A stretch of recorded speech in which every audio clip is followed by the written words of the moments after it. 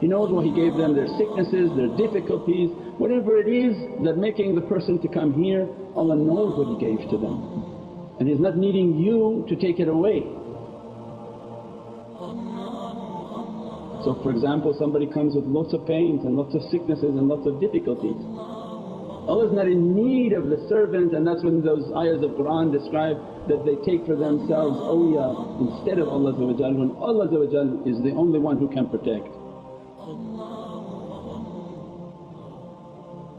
An incorrect nature, not understanding Divine will, that if you have been granted something of a blessing, of a barakah, of a reality, then who are you to compete with God?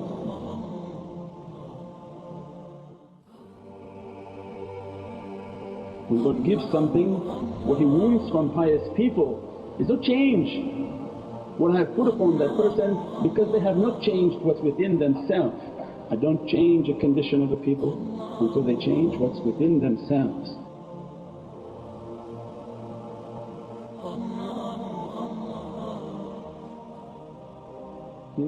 Means then take them to find themselves. This is what Allah wants from the shaykhs and pious people, is they guide them. Guide them to themselves, teach them about themselves, teach them how to fish versus giving them a fish. So in this day and age, the sickness that we have is that this is the McDonald's era, where everybody wants to drive through, pay $3 and get the cure. And everybody willing to do that, but it's only going to be much more significant the next time it comes, because not yet the change has occurred within that person. One, for the shaykh who practices like that, or the guru or whoever the person is, when they're constantly changing what Divine will, they will be accountable for what they are doing, and that difficulty will come upon them in their life and in their grave. And for the one that you keep taking away what Allah is sending upon that person, means they have not learned the lesson that Allah wanted them to learn. So you've actually made it more difficult for that person. What they could have learned with a cut on their hand or a broken arm, they didn't learn it, and by whatever barakah comes your way or whatever Allah bestow upon you of accepting your prayers, whom Allah rida and satisfied with. You took something away, but yet that servant didn't learn the lesson that Allah wants, means something far more powerful may be coming that way. To get the effect that Allah wanted, which could have been learned by the first. And we know it as common sense, that if somebody has a pain and they have chronic pain, you find them sitting here on the carpet, because they know that by means of that difficulty they seek a remedy from the Divinely Presence.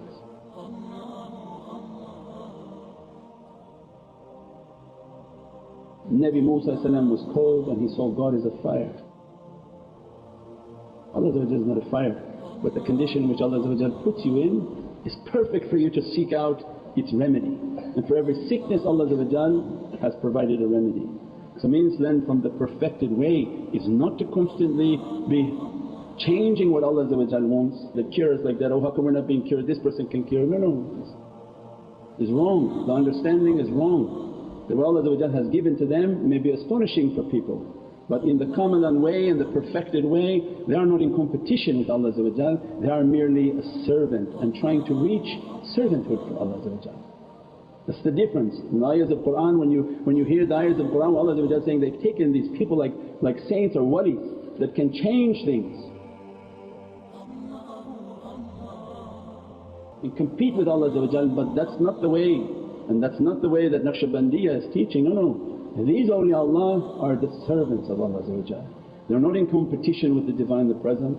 They're not here to change anything in which Allah is bestowing upon humanity, but merely to guide humanity to Allah's satisfaction. The first zikr of way, Ilahi anta maqsoodi wa ridat matloob, I'm begging your forgiveness and seeking your satisfaction.